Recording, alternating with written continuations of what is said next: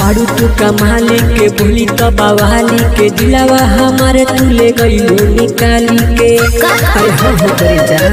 अच्छा बारू तू कमाली के बोली तो बवाली के दिलावा हमारे तू ले गईलू निकाली के मन खुशी कोई दिला तू हंसैली हो। मोहब्बत के हो जाए जब उद्घाटन निकली हो प्यार के रैली हो। मोहब्बत के हो जाए जब उद्घाटन निकली हो प्यार के रैली हो।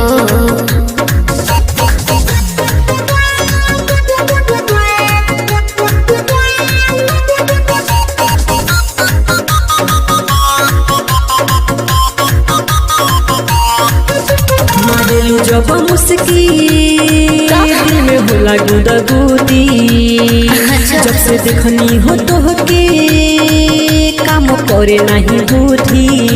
मौसम बा प्यार के आइल सोना जल्दी मिलल जाई हो।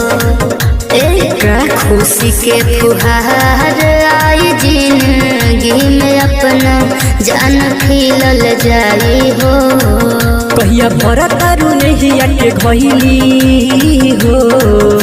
मोहब्बत के हो जाए जब उद्घाटन निकली हो प्यार के रैली हो। मोहब्बत के हो जाए जब उद्घाटन निकली हो प्यार के रैली हो।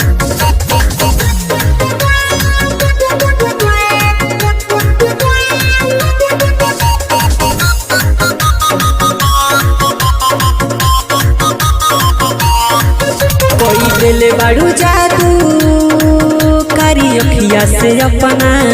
अच्छा तोहिए से हम देखी जाने रोज तोहर सपना।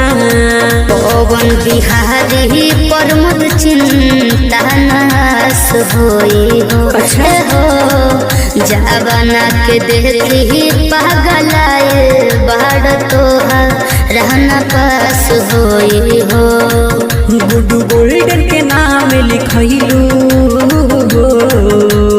अच्छा मोहब्बत के हो जाए जब उद्घाटन निकली हो प्यार के रैली हो।